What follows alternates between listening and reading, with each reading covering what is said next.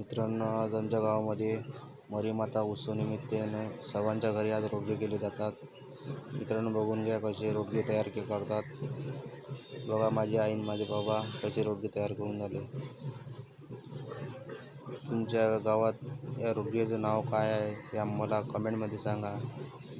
आपल्या गीताबाईची पुण्य चॅनलला सबस्क्राईब, लाईक, शेअर करून टाका। मित्रांनो, बघा कसे रोडगे तयार करून राहिले। तेल लावलं की झालं याला। आता अशी घडी मारायची उंड्याला। मित्रांनो, बघून घ्या एकदम बढिया होऊन जाते। असा एखादा उंडा घ्यायचा, त्याचे गोल आकार करायचा, त्याला तेल लावायचा, त्याच्यानंतर आपल्या हाताने आपल्या थोडं हे करायचं गोल आकारात। बघून घ्या।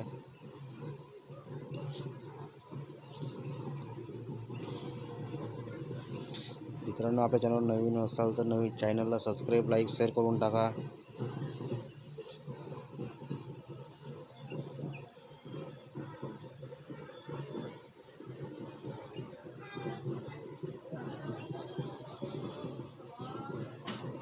बघून घ्या मित्रांनो, माझे बाबा कसे करतात। चेंडूसारखा आकारात करून टाकायचा।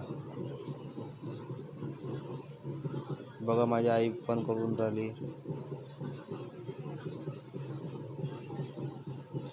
आणि मस्त मग भट्टी करायची, भट्टीमध्ये ते शेकायचे। शेकल्यानंतर एक नंबर लागतं रोडगे। आणि त्याच्यासोबत कवळ्याची भाजी करायची। कवळ्याची भाजी, वरण, भात, हे बापले म्हणतात त्याला, तेलात तळून एकदम बढिया लागतात।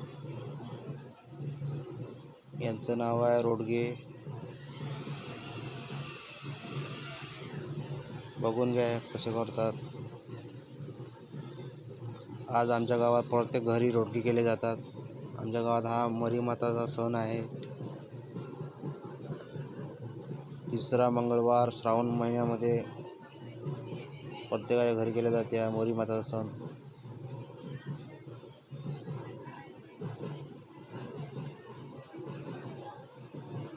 बघून घ्या कसे करतात।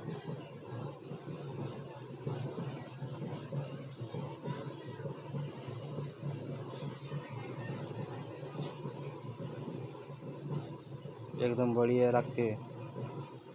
रोडगा नाव आहे याचं। मित्रांनो, कमेंटमध्ये सांगा यांचं नाव काय आहे, तुमच्या इकडे काय म्हणतात रोडग्याले।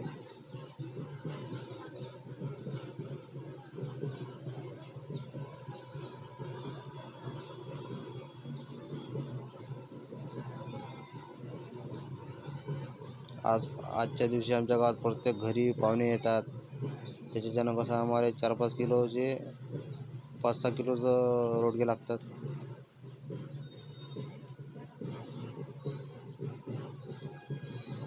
कोणी कसं गवऱ्याने सापडला तर कोणी बापले करते, कोणी काय करते समजा।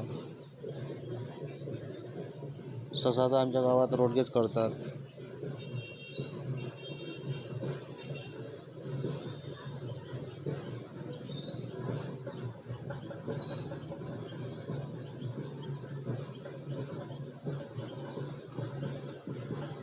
मित्रांनो, बघून घ्या मित्रांनो।